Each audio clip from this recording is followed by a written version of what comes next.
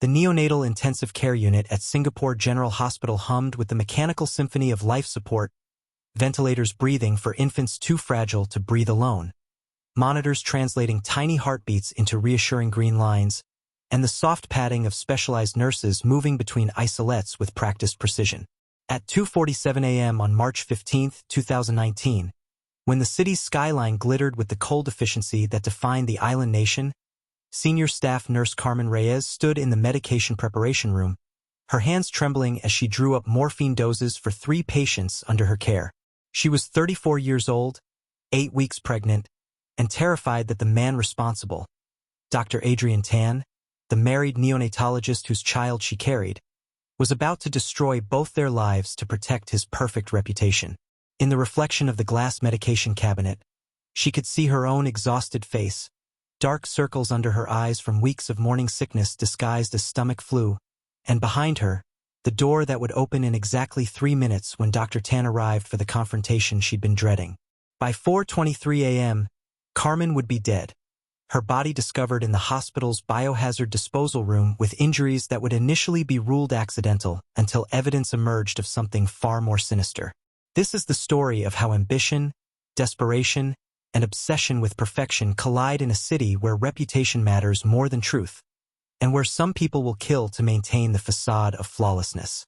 Carmen Angelica Reyes was born on November 8, 1984, in Bacoor, Cavite, a sprawling urban municipality south of Manila, where lower-middle-class families built modest homes in subdivisions that promised security but delivered overcrowding and limited opportunities. Her father, Roberto Reyes, worked as a purchasing manager for a manufacturing company, earning enough to provide basic stability but never quite enough to feel secure. Her mother, Erlinda, was a public school teacher whose modest salary supplemented the family income while her evenings were consumed by grading papers and preparing lessons for overcrowded classrooms. Carmen was the second of 4 children, positioned between her older brother Marco, who would eventually work in Dubai as a construction engineer, and younger siblings Patricia and Jose, who both struggled to find their paths in Manila's competitive job market. The Reyes household operated on strict principles. Education was non-negotiable, hard work was expected, and professional success was the only reliable path out of the economic precarity that defined so many Filipino families. Her childhood was comfortable by Cavite standards. A 3-bedroom house in a gated subdivision, school uniforms purchased new rather than handed down, occasional family trips to provincial relatives in Bicol. But comfort wasn't abundance. Her parents calculated every expense, saved aggressively for emergencies that inevitably arrived, and spoke constantly about the importance of securing professional positions that offered both security and prestige. Carmen attended De La Salle University's nursing program, one of the Philippines' premier institutions, where she excelled in clinical training and developed a particular passion for pediatric nursing.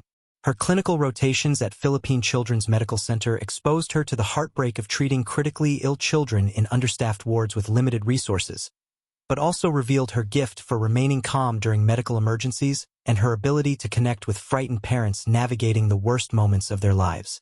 The decision to pursue international nursing came during her final year, when recruitment agencies flooded her university with presentations about opportunities in the United Kingdom, Middle East, and Singapore. The Singapore option particularly appealed. A first-world healthcare system, salaries 4 to 5 times what Manila hospitals offered, and a structured foreign worker framework that theoretically protected rights while providing clear pathways to permanent residency for skilled professionals. The processing consumed 8 months and 250,000 pesos borrowed from her parents' savings and a bank loan. Singapore Nursing Board examinations, English language certifications, agency fees, medical screenings, and the endless bureaucratic requirements that separated aspiring migrants from actual opportunities. Her family viewed the investment as essential. Carmen's success abroad would eventually allow her to sponsor siblings, support aging parents, and break the cycle of financial anxiety that had defined generations. Carmen arrived in Singapore in July 2009 at age 24, carrying 2 suitcases, her nursing credentials, and her mother's rosary blessed at the Bacoor church. The culture shock was immediate and overwhelming. Singapore was everything Manila wasn't: obsessively clean, rigidly ordered, expensive beyond her initial comprehension, and socially stratified in ways that made the Philippines' class divisions seem almost casual by comparison. The efficiency was both impressive and alienating, a city that functioned like a well-maintained machine where human warmth felt like a system inefficiency to be minimized. Her initial placement was at Khu Tech Puat Hospital, a public facility in northern Singapore serving diverse populations. The work was grueling. 12-hour shifts rotating between days and nights, Singapore's medical standards that tolerated no errors, and the constant pressure of working in a system where foreign nurses were simultaneously essential and subtly viewed as inferior to locally trained staff. Her salary of 3,400 Singapore dollar monthly seemed generous compared to Manila wages until she calculated costs. 900 Singapore dollars for a bedroom in a Woodlands flat shared with 4 other Filipino nurses, transportation, food, phone, and the mandatory remittances home that were her family's expectation and her moral obligation. For 5 years, Carmen worked in general pediatrics, building a reputation as competent, reliable, and unflappable during emergencies. She obtained additional certifications in pediatric advanced life support and neonatal resuscitation. She learned Mandarin basics to communicate with elderly Chinese patients' families, studied enough Malay to connect with minority populations, and perfected her English to the accent-minimized standard that Singapore's professional class expected from foreign workers seeking to be taken seriously. Her social life existed primarily within Singapore's substantial Filipino community, weekend gatherings in Lucky Plaza, Catholic Mass at the Filipino chaplaincy, and occasional dates with Filipino men working in construction or maritime industries who her mother hoped might become suitable marriage prospects. But those relationships never progressed beyond casual. The men wanted traditional wives who would eventually return to the Philippines, while Carmen wanted a life she was still defining, one that didn't fit neatly into anyone's predetermined expectations. In 2014, at age 29, Carmen received the professional breakthrough she'd been working toward, a position in the neonatal intensive care unit at Singapore General Hospital, the nation's premier medical facility. The NICU was pediatric nursing's apex, highly specialized, requiring advanced skills, and working with Singapore's best neonatologists to save premature infants and critically ill newborns. Her salary increased to 4,800 Singapore dollar monthly, but more importantly, the position offered the kind of professional prestige that made her family proud and validated the sacrifices she'd made. The work was emotionally intense, saving 24-week preemies who weighed barely a pound, managing technology that kept impossibly tiny humans alive, and supporting parents experiencing the trauma of having critically ill newborns. Carmen found deep meaning in the work despite its difficulty. Each baby discharged healthy felt like a small miracle she'd helped facilitate. Each family's gratitude made the exhaustion worthwhile. Her assignment to Dr. Adrian Tan's neonatal team came in January 2018. He was Singapore General's star neonatologist, educated at National University of Singapore and trained at Boston Children's Hospital, known for pioneering work in respiratory management for extreme preemies. At 41, he'd published extensively, spoke at international conferences, and represented the apex of Singapore's medical meritocracy. Local talent achieving global recognition.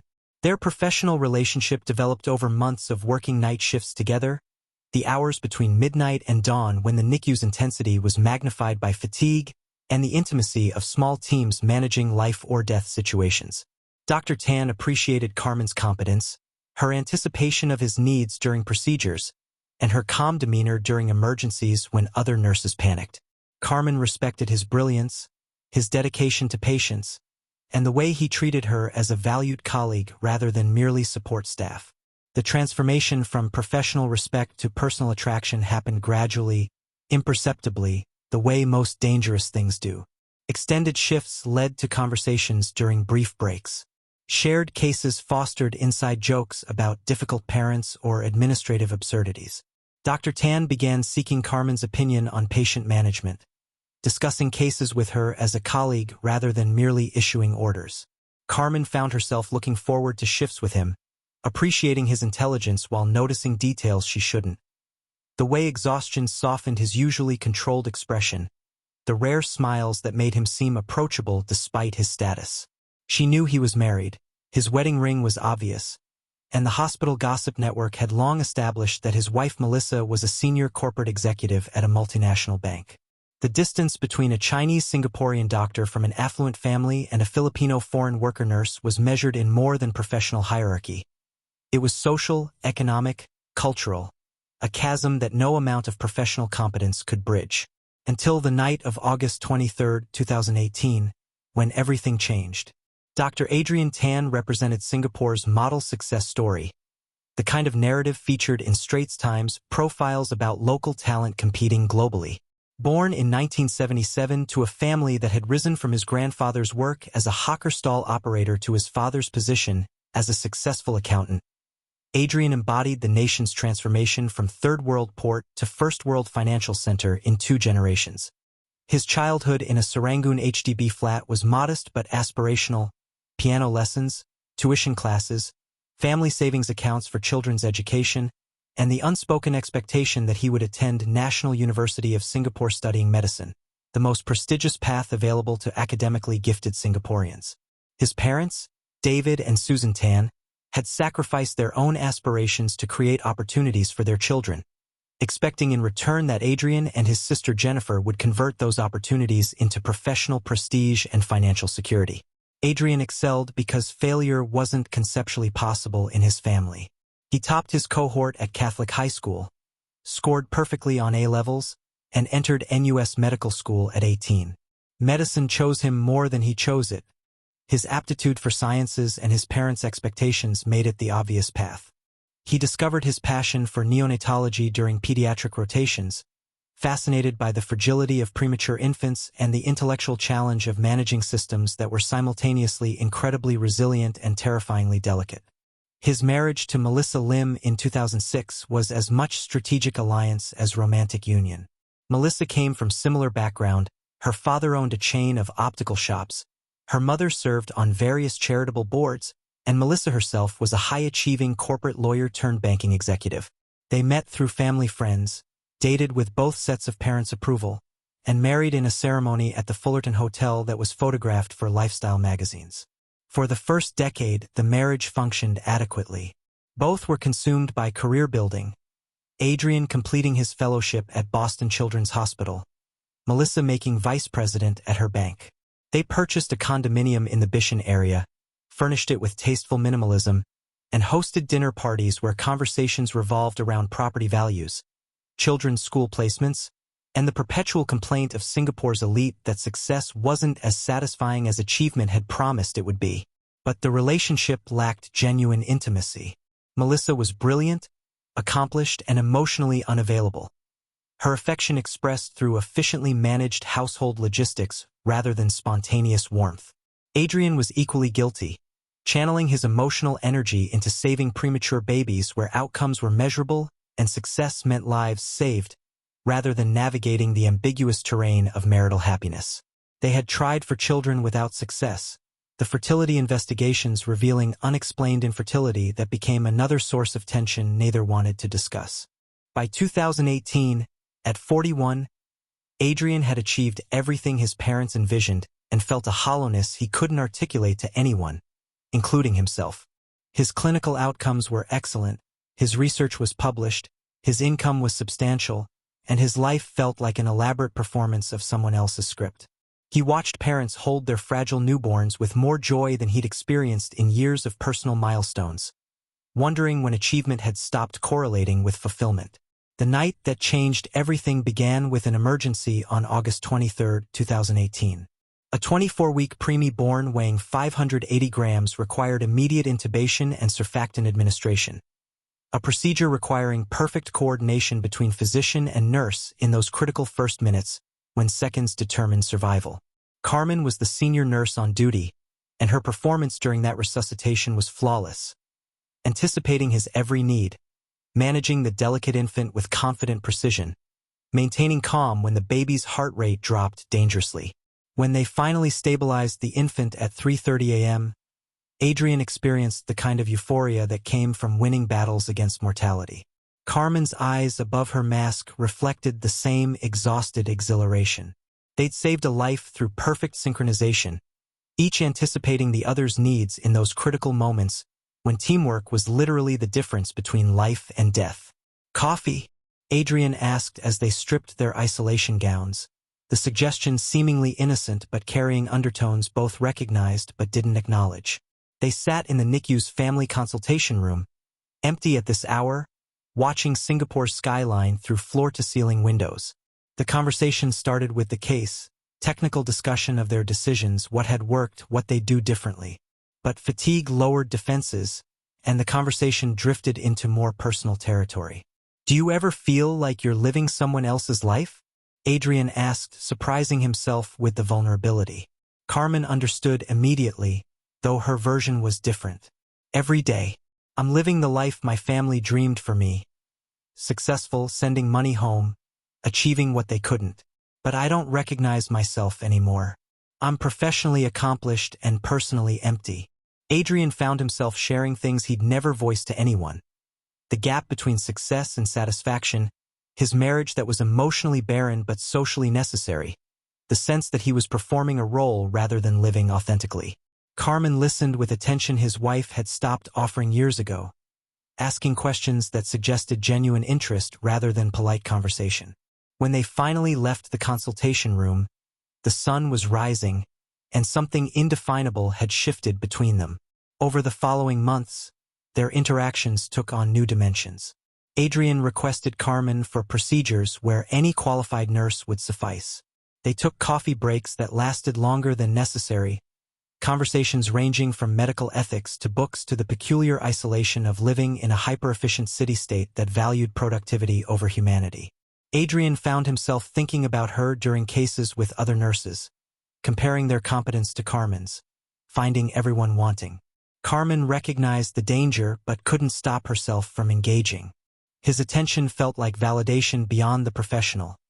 Someone seeing her intelligence, appreciating her perspective, treating her as an equal despite every social barrier that said she wasn't. She began dressing more carefully on days she knew they'd work together, spending extra time on appearance while telling herself it was just professional pride. The first kiss happened in November 2018, in an empty equipment storage room at 2:30 a.m. They'd just completed a complex procedure on twins born at 26 weeks, both running on adrenaline and the intimacy of hours spent coordinating in life-or-death situations. Adrian reached for her hand, ostensibly to emphasize a point about their approach. Carmen didn't pull away. Their eyes met, and the professional boundaries they'd both been testing collapsed entirely. "This is completely inappropriate," Adrian whispered, even as he leaned closer. "I know," Carmen replied, not stepping back. The affair that developed was conducted with meticulous planning they applied to patient care. They couldn't risk being seen together outside the hospital. Singapore's medical community was small, and gossip could destroy careers. Instead, their relationship existed in stolen moments during night shifts. Brief encounters in empty rooms, hurried physical intimacy in spaces where discovery seemed unlikely, and the constant anxiety of maintaining secrecy in an environment with cameras, colleagues, and the perpetual risk of exposure. Adrian rented a small service apartment in Novena under a corporate entity, a studio space that became their sanctuary twice monthly when their schedules aligned and Adrian could manufacture excuses about working late. Carmen would arrive first via taxi, Adrian following an hour later. The relationship was more than physical. They talked for hours about their frustrations, dreams, and the parts of themselves they couldn't reveal in their official lives. Adrian shared his marital unhappiness, his sense of being trapped in a life that looked perfect externally but felt empty internally. Carmen revealed her loneliness in Singapore, the weight of family expectations, her fear that she'd sacrificed too much for too little return. The emotional intimacy deepened faster than either anticipated, creating a bond that felt more authentic than their legitimate relationships. But Carmen knew the precariousness of her position. She was the other woman in a cliché as old as hospitals, the foreign nurse and the married doctor. Adrian spoke vaguely about his marriage being dead, about eventually needing to make changes, but he never explicitly promised divorce or a future together. Carmen wanted to believe their connection was special enough to transcend circumstances, but she also understood that men in Adrian's position rarely left their wives for subordinate staff. By February 2019, they'd been involved for 4 months. Carmen realized she'd missed 2 periods. The pregnancy test she took in the Novena apartment bathroom showed 2 lines that would complicate everything. When she told Adrian, his reaction cycled through shock, panic, and finally a tenderness mixed with terror. "We need to think carefully about this," he said, holding her while she cried. "I need time to figure out how to handle this without destroying everything. My marriage, my career, your position. Please trust me to figure this out." Carmen wanted to believe him, but as weeks passed and Adrian's figuring it out seemed to mean avoiding concrete decisions, her anxiety grew. She was 8 weeks pregnant, working 12-hour shifts on her feet, experiencing morning sickness she disguised as stomach flu, and increasingly aware that Adrian's promises felt more like delays than actual plans. What neither of them knew was that Adrian's wife Melissa had suspected something for months and had evidence of the affair. More devastatingly, Carmen didn't know that Adrian had made a decision about the pregnancy, one that didn't involve leaving his wife or supporting Carmen and their child. Melissa Lim had built her entire life on the foundation of control, controlling her education trajectory through meticulous planning, controlling her career advancement through strategic networking, controlling her public image through careful curation. At 39, she was regional vice president at Deutsche Bank's Singapore office, managing multi-billion-dollar portfolios and leading teams across Southeast Asia. Her success required absolute focus, precise execution, and the elimination of variables that couldn't be managed or predicted. Her marriage to Adrian had been a calculated component of her life plan, a partnership of equals that would provide social stability, shared financial resources, and eventually children who would attend the right schools and perpetuate the family's upward trajectory. The fact that genuine emotional intimacy had never developed didn't particularly concern Melissa. She viewed marriage as a framework for building successful lives rather than a vehicle for romantic fulfillment. The infertility that had plagued them for years was Melissa's one area of failure she couldn't accept. Multiple IVF cycles, fertility specialists, and thousands of dollars had produced no results. The investigations revealed no specific cause, just the cruel reality that sometimes biology didn't cooperate regardless of wealth or determination. Each failed cycle was a blow to Melissa's sense of control, a reminder that some things couldn't be managed through competence and resources. Adrian's emotional distance, which Melissa had once appreciated as respecting her autonomy, began feeling more like actual indifference by 2017. He worked increasingly long hours, his explanations about complex cases and research demands technically plausible but somehow unconvincing. He became more distracted during their rare conversations, his phone constantly demanding attention in ways that suggested personal communication rather than just professional obligations. Melissa's suspicion crystallized in October 2018 when she noticed charges on their joint credit card for a Novena service apartment she hadn't rented. Adrian's explanation about needing a space for call duty rest seemed reasonable until she discovered he'd been using it on nights when his roster showed him off duty. Her banking executive's attention to financial details made her observant of irregularities, and Adrian's patterns were becoming increasingly irregular. She hired a private investigator in November 2018, a discreet professional who specialized in matrimonial cases for Singapore's elite. Within 3 weeks, he provided comprehensive documentation. Photographs of Adrian entering the Novena apartment, Carmen arriving separately, neither leaving for hours. Screenshots of text messages between them discussing patient cases that gradually shifted into more personal communication. Witness statements from hospital staff who'd noticed their close working relationship and extended time together during night shifts.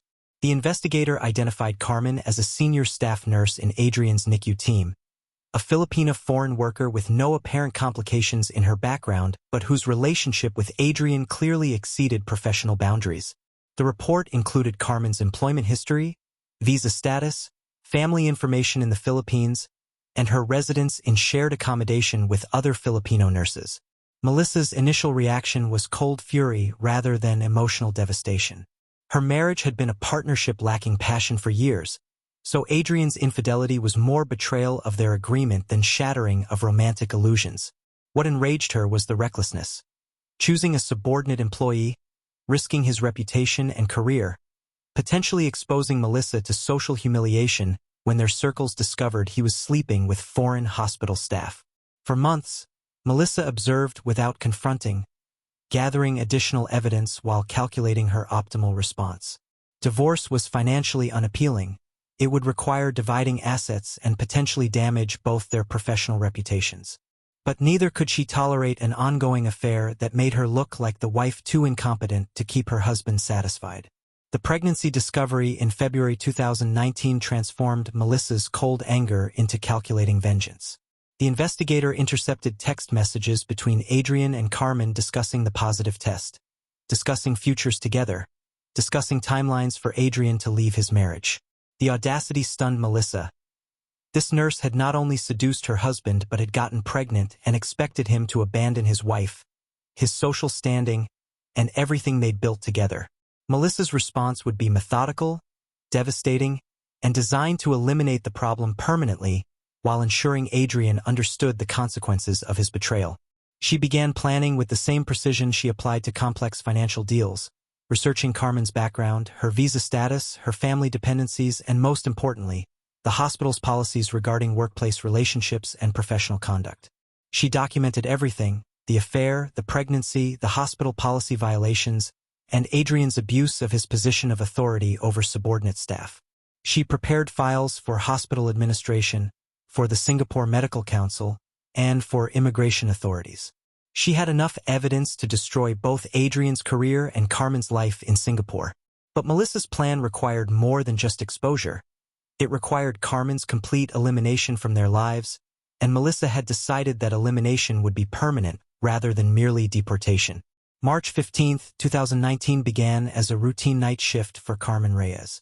She arrived at Singapore General Hospital at 10 p.m. for the overnight shift, 8 weeks pregnant and exhausted from morning sickness that made eating difficult and working 12 hours on her feet nearly unbearable.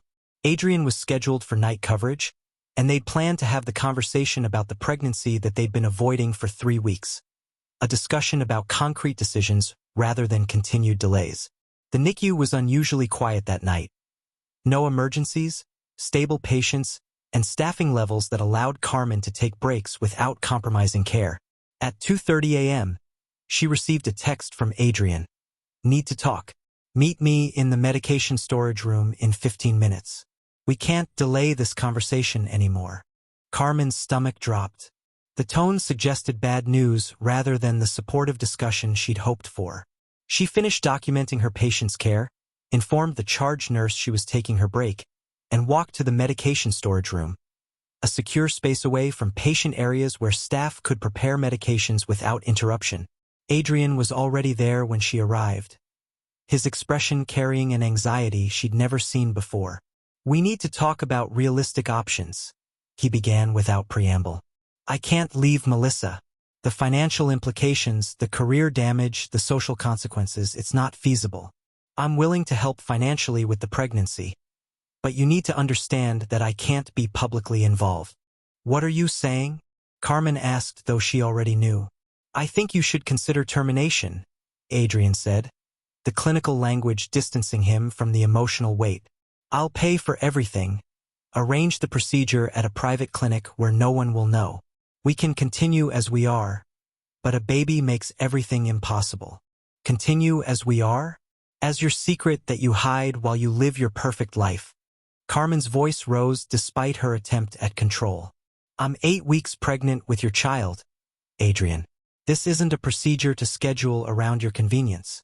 This is a human being we created." "Be reasonable, Carmen," Adrian said, his tone taking on an edge she'd never heard before. "You're a foreign worker on an employment visa. A baby out of wedlock threatens your employment, your visa status, everything. I'm offering to help you avoid that catastrophe, but I need you to be rational about our situation." "Our situation?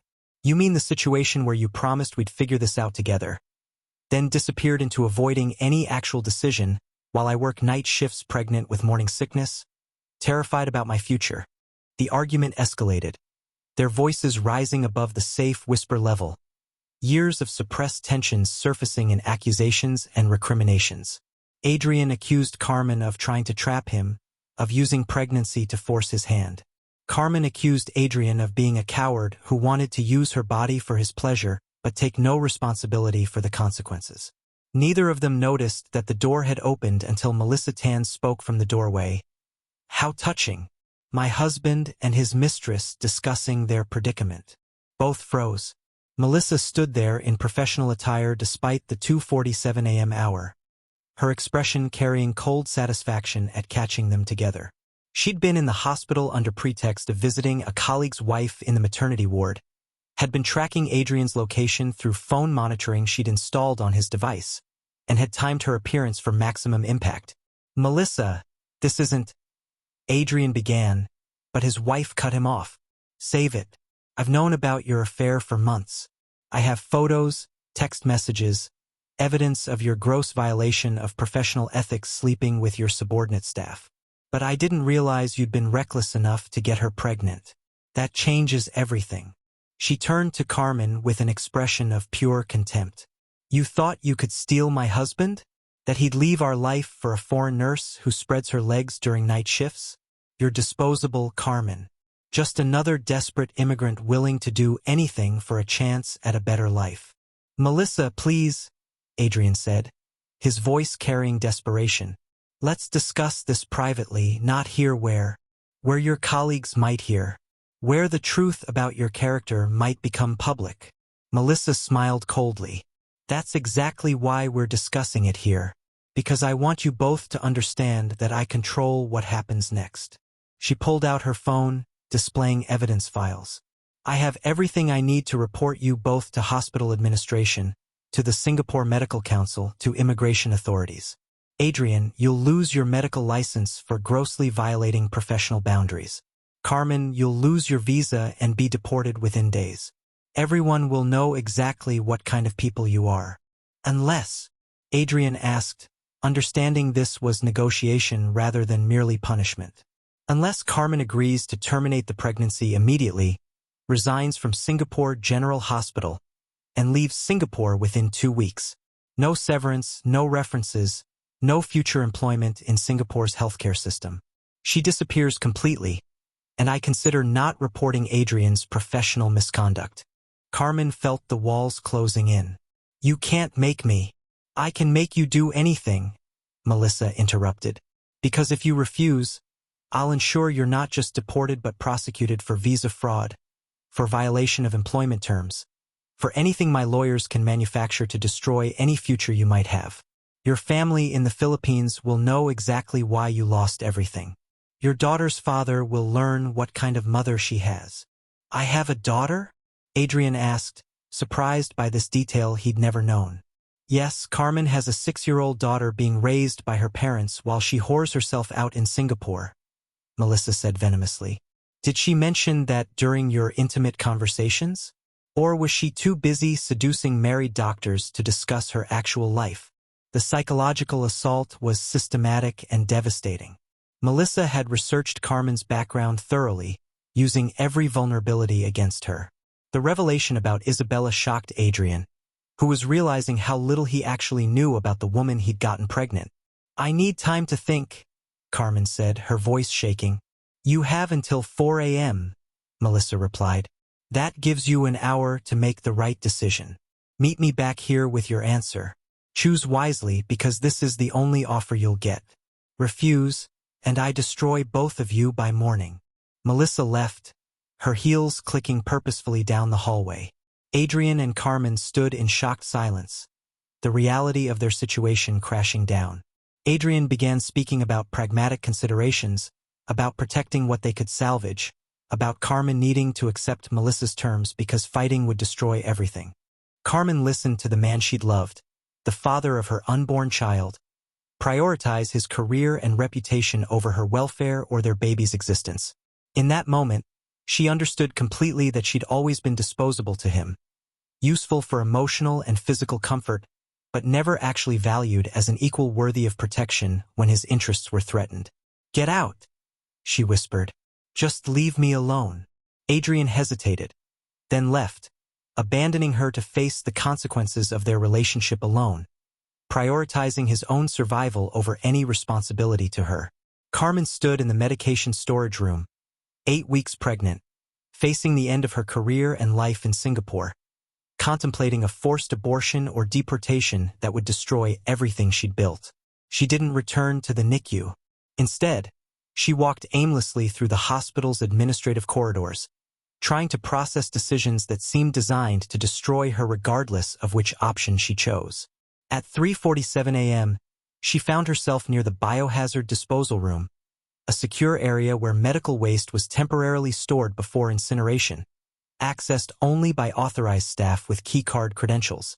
Carmen used her staff access to enter, seeking privacy in a space where no one would disturb her while she tried to think through impossible choices.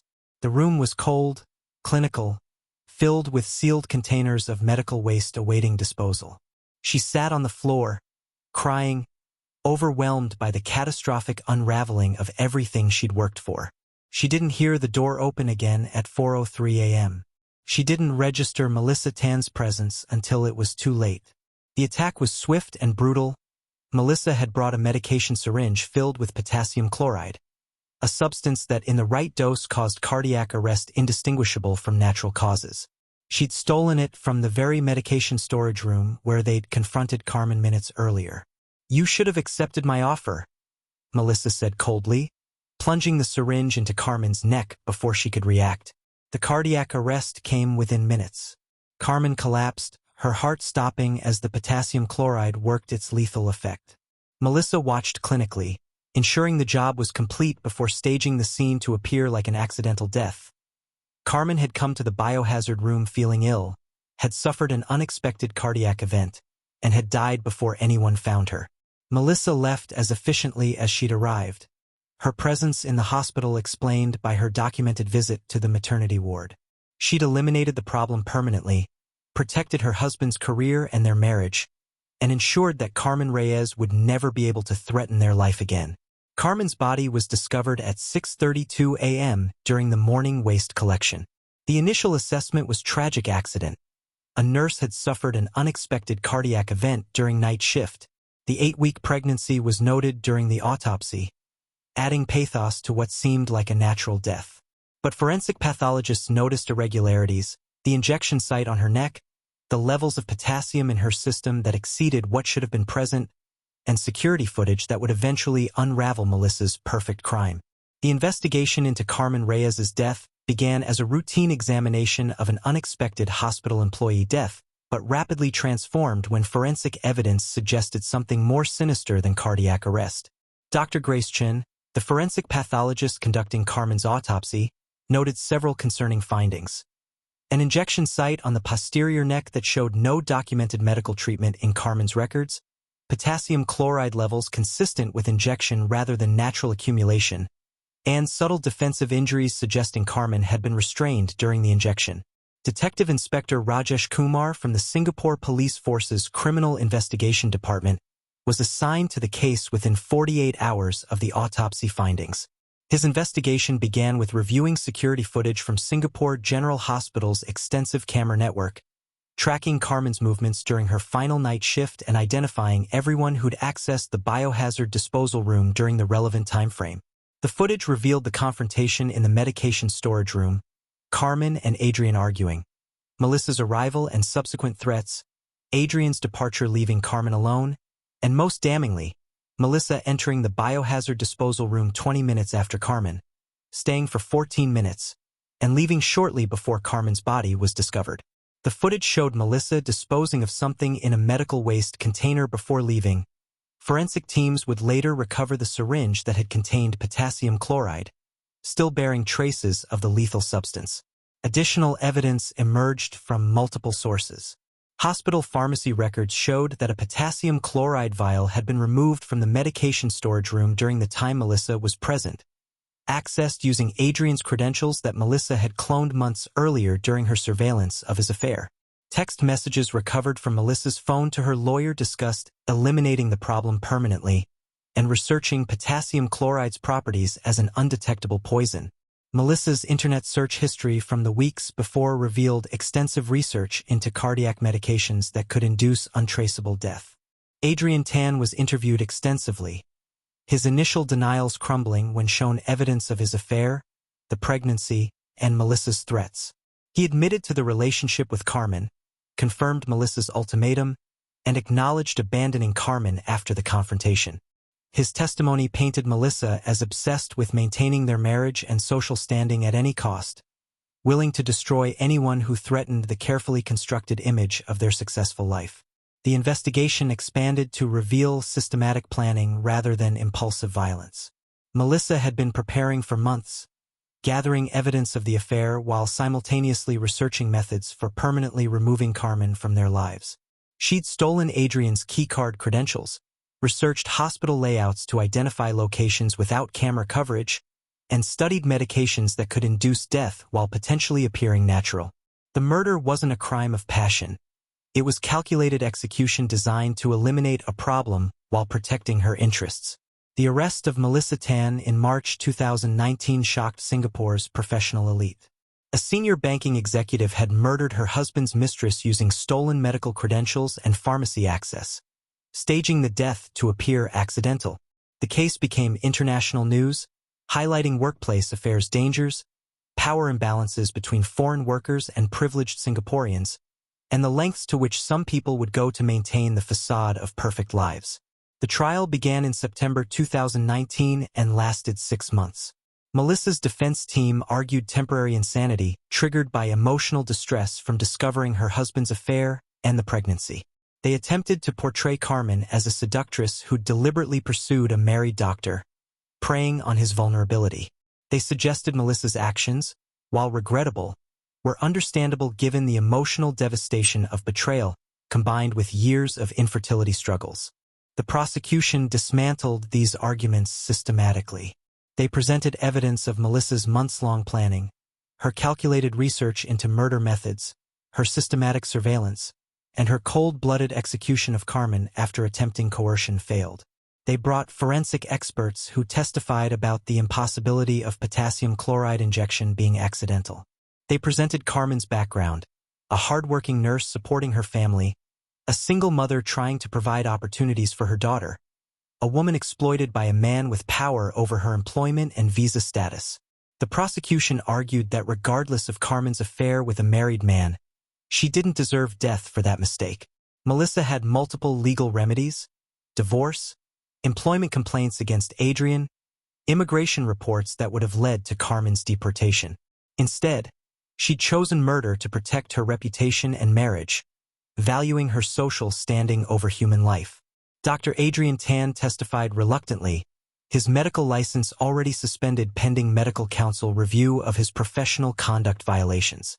He admitted to the affair, confirmed Melissa's threats, and acknowledged his cowardly abandonment of Carmen when she needed protection. His testimony was damning to Melissa but also revealed his own moral bankruptcy. A man who'd used his position of authority to seduce subordinate staff, gotten her pregnant, then abandoned her to face consequences alone. The verdict delivered in March 2020 was guilty of premeditated murder. Melissa was sentenced to life imprisonment, Singapore's maximum punishment for such crimes. Her banking career was destroyed, her family reputation ruined, and her obsession with maintaining face had ironically resulted in the complete obliteration of everything she tried to protect.